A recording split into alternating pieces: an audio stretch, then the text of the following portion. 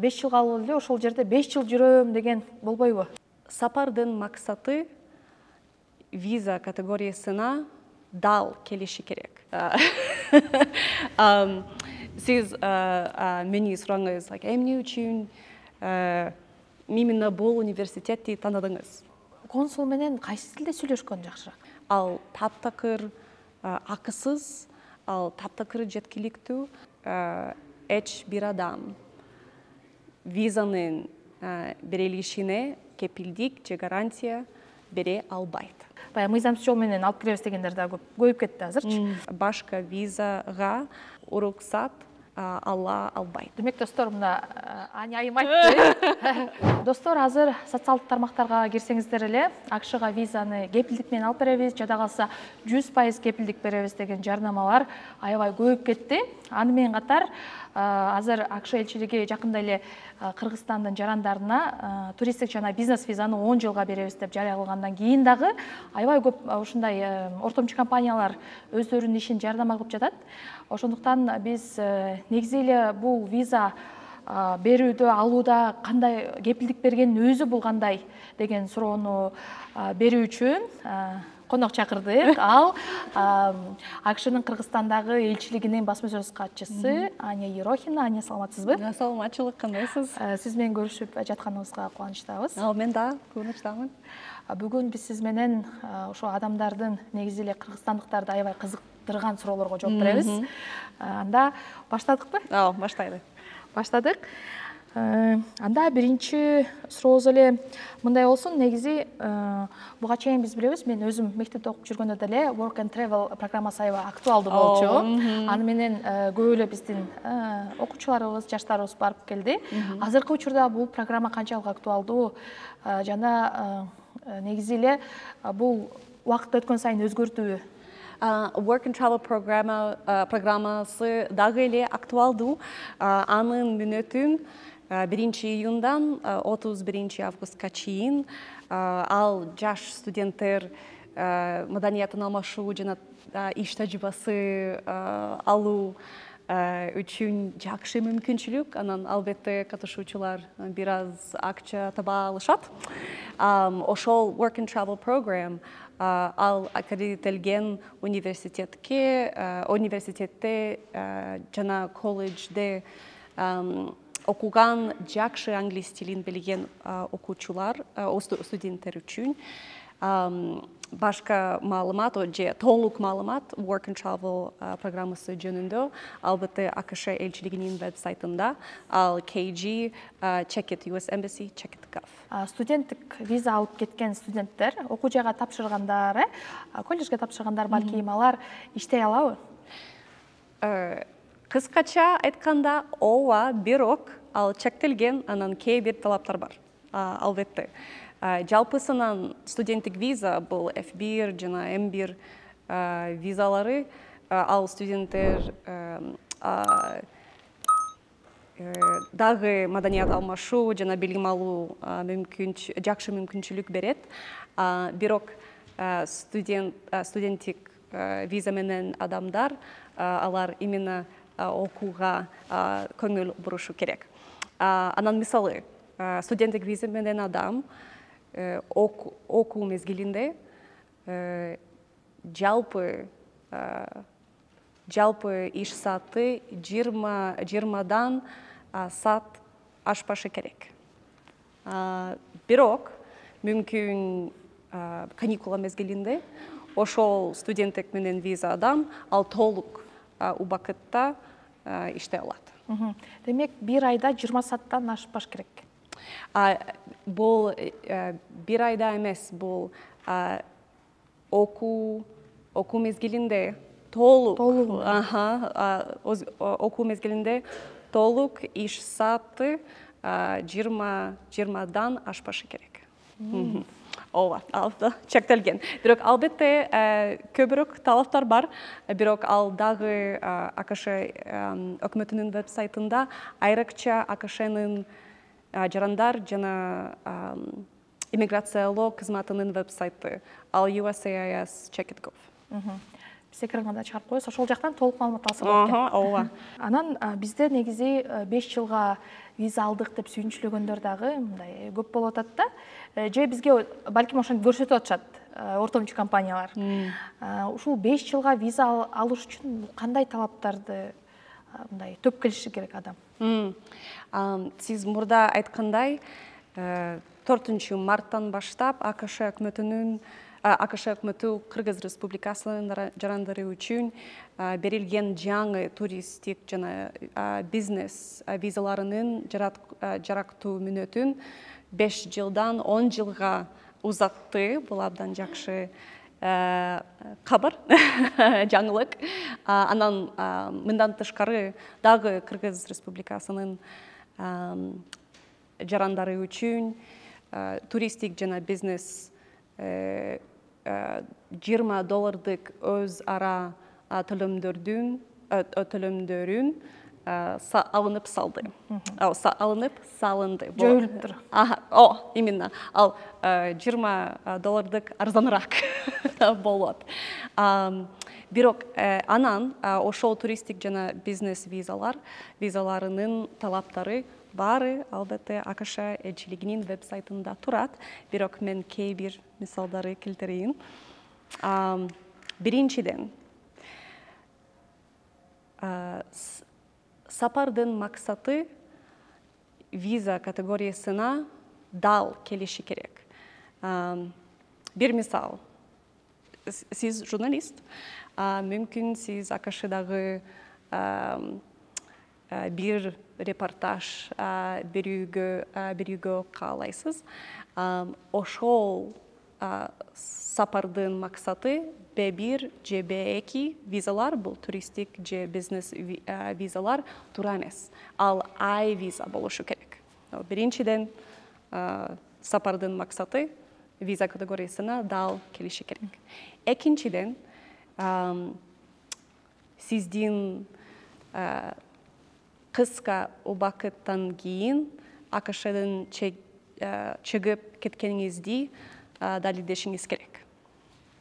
Анан үчүнчү, АКШда эмнени пландап жатасызды, чындап аткарыңызды далилдешиңиз керек. Анан дагы ошол саякатка каражат эси экениңизди да далилдешиңиз керек. Бул жалпы мисалдар, бирок мен кайра айткысым келет, баары веб-сайтында турат. Ушул жакта бир талапка токтоло кетким келип жатат да. Сиз айттыңыз, баргандан кийин, мисалы 5 жылга виза алсаң деле, 10 жылга алсаң деле, сен кыска убакытта ошол жактан чыгып кетишиң керек кайра. 5 жылга алып эле ошол жерде 5 жыл жүрөм деген болбойбу? Болбойт. Жакшы суроо. Сиз келген мисал ал жалпы туура эмес түшүнүк. Анткени 5 же 10 жылдык виза эмнени билдирет? Ошол 10 жыл же 5 жыл ичинде сиз АКШга барып, АКШнын эшигин каксаңыз болот. Анан АКШнын портуна келгенде, АКШнын бажы жана чекара кызматкери ал канчага АКШда кала аласыз чечет. Киргенде айтабы? Ооба, жалпысынан туристик жана бизнес визалар менен 6 айга уруксат берилет, бирок ар кандай болушу мүмкүн. Ошол ортомчу компаниялар ошол элчиликтин кызматкерлери менен болгон интервьюга дагы силер даярдайбыз деп айтып атышат да. Сиз балким өзүңүз деле көрүп калгандырсыз. Бул канчалык туура? Бул сага ушундай суроо келет, сен мындай жооп бересиң деп айткан. Виза интервьюга даярдануу пайдалуу болгону менен так маалымат, туура маалымат жөн эле АКШ өкмөтүнүн булактарында турат. Башка кеңеш же башка маалымат туура эмес болушу мүмкүн. Бирок мен интервью боюнча кээ бир сунушум бере алам, эгерде каалайсыз, билем. Албетте. Өзүңүздүн сунушуңузду берсеңиз жакшы болот. Макул. Анан биринчиден төмөнкү нерселер жөнүндө сүйлөшүүгө даяр болуңуз. Жашооңуздун эң негизгиси нерселер. Мисалы, үй бүлөңүз, жумушуңуз, карьераңыз. Экинчиден, эмнени сиз АКШдан кыска убакыттан кийин чыгып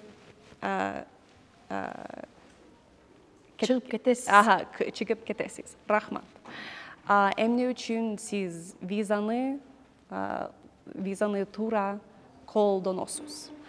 Анан дайыма консул менен сүйлөшкөндө ачык жана чынчыл болуңуз. Бул дайыма эң маанилүү нерсе. Кээ бир учурда, мисалы, студенттер, алар студенттик виза интервью учурунда алар жоопторду жаттап алышат. Анан интервью учурунда ошол жооптор бир аз кызык угулат. Мисалы, мен студент болсом, анан сиз консул, анан сиз мени сураңыз, эмне үчүн именно бул университетти таандыңыз? Анан мен анткени бул эң жакшы университеттердин бири, бүттү деп айтсам, бул бир аз кызык, чынчыл эмес угулат. Бирок эгерде анткени бул абдан жакшы университет, анан чындыгында мен Калифорния менен абдан кызыгам, анан мен эч кандай океанды көргөн жокмун. Бул жакшыраак угулат, туурабы? Абдан чынчылыраак. Анан ошондуктан именно студенттерге менин кеңешим ал сиз консул менен досуңдай сүйлөшүңүз. Негизи консул менен бул суроо негизи жок болчу, бирок азыр пайда болуп кетти. Эгерде жооп болсо бересиз. Консул менен кайсы тилде сүйлөшкөн жакшыраак? Орусча, кыргызча, англисче. Бизде консулдар алар орусча сүйлөшөт, бирок дайыма кыргызча котормосу бар. Котормочу. Кыргызча котормочу бар. Ошондуктан эчтеке эмес. Кыргызча, орусча, англисче. Эгерде сен оюңда орусча жеткиргенден кыйналсаң, кыргызча деле сүйлөсөң болот. Албетте. Анткени сиз айтып атпайсызбы, жанагындай чын жүрөктөн жооп бериш керек депчи? Балким кимдир бирөөнүн балким орусча татаалаак, анан же англисче билсе, англисче. Бирок эгерде орусча же англисче татаал эчтеке эмес, жөн эле сурашыңыз керек. Мүмкүн кыргызча котормочу барбы? Дайыма ооба бар, эчтеке эмес. Анан ошол интервью кыргыз тилинде болушу мүмкүн. Green Card'ка тапшырып уткандар, андан кийин АКШга кетүү процесси дагы өзүнчө бир убакытты талап кылат, анан анын өзүнүн бир талаптары барбы? Diversity visa. Өзүнүн талаптары бар. Ар бир визанын категориясы өзүнүн талаптары бар.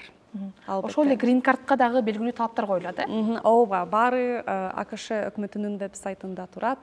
Анан diversity visa, Green Card visa арыз тапшыруу үчүн ал таптакыр акысыз, ал таптакыр жеткиликтүү. Анан АКШ элчилигинин баракчарында бир видео кандай diversity visa тапшырышы керек, маалымат бар, видео бар, кадамдан ар бир кадамга баары видеодо турат. Сиз буга чейинки маалыматыңызда дагы интервью бергенде айтат экенсиз да, ортомчу компаниялардын негизи кереги деле жок бул жака, баардыгы ошол биздин сайтта турат деп. Ооба, ортомчу компаниялар иштөөнүн кереги жок. Өзүңүздү жана акчаңызды коргоңуз. Анткени баары АКШ өкмөтүнүн веб-сайтында жаса алат. Анан АКШ өкмөтүнүн веб-сайты аркылуу эч кандай кошумча төлөмдөр жок. Баары так жазылган, туура маалымат, ошол булактарда туура маалымат турат. Анан туристтик жана бизнес виза арызда АКШ элчилигинин веб-сайтында турат. Ал үчүн орусча котормусу бар. Анан дагы кандай так толтурушу керек маалымат кыргызча жана орусча жазылган. Баары бар. Баары бекер десеңиз. Баары бекер, баары бар. Биз жогоруда маектешкенде мен сизге айттым, ортомчу компаниялар азыр АКШ визасын 5 жылга 100% кепилдик менен алып беребиз. Кааласаңыз 10 жылга кетиңиз, бизге гана кайрылыңыз деген убадаларды берет. Бул канчалык туура? Ал туура эмес. Мен ачык жана так айтам, эч бир компания жана эч бир адам визанын берилишине кепилдик же гарантия бере албайт. Мен кепилдик берем деген адам ал чын эмес, ал калп айтат. Тилекке каршы виза боюнча адамчылар көп. Ошондуктан мен кайра бир жолу айтам, өзүңүздү, акчаңызды сактыңыз. Бир кызыктуу маалымат, АКШнын эрежелер боюнча эч ким консулга таасири эте албайт. Ал тургай АКШ элчилигинин элчи да. Ошондуктан эгерде АКШнын элчилигинин элчиси таасири эте албаса, анан албетте эч бир компания, эч бир адам таасири бере албайт. Демек, достор, мына Аня айым айтты. Биз силерге 100% кепилдик беребиз деген компанияларга дээрлик ишенүү болбойт экен. Анткени мындай убаданы жада калса элчинин өзү да бере албайт экен. Туура. Ортомчулар дегенде бир гана мындай элчилик аркылуу виза алып беребиз дегендер гана эмес. Азыр АКШга силерди баягы мыйзамсыз жол менен алып киребиз дегендер да көбөйүп кетти азырчы. АКШга мыйзамсыз саякат ал кымбат гана эмес, ал абдан коркунучтуу. Ошол саякатчылар адам сатуучулар менен тилекке каршы эксплуатациялашы мүмкүн. Ооба, коркунучта калышы мүмкүн. Тилекке каршы көп кишилер өлүп калышы мүмкүн. Бул абдан коркунучтуу. Анан эгерде бир адам АКШга мыйзамсыз жол менен келет, андан кийин эгерде ал Кыргыз Республикасына кайра келет, ал мүмкүн туристтик же бизнес же башка визага уруксат ала албайт. Мыйзам жолдор менен сиз өзүңүз өмүрүңүздү сакташы мүмкүн. Ооба, достор, Аня айым сизге чоң рахмат. Биз бүгүн Аня Ерохина менен АКШ визасын айланасындагы суроолорго жооп бердик. Негизи эле буга чейин ошол биз айткандай ортомчу компаниялар сизге толгон токой убадаларды берет, бирок аларга ишенбеш керек деген АКШнын Кыргызстандагы элчилигинин баспасөз катчысы айтып өттү. Жана дагы ар кандай Америкага мыйзамсыз жол менен алып барабыз деген дагы ортомчулар бар. Аларга дагы ишенбегиле деп дагы чакырыкташты. Анткени ал сиздин жана сиздин жакындарыңыздын өмүрүн тобокелге салып, өлүмгө да дуушар кылышы мүмкүн. Анткени буга чейин ушундай аянычтуу дагы биз окуяларды көрүп келебиз. Өзүңүзгө сак болуңуз. Сиз медиа хабты көрдүңүз. Көрүшкөнчө.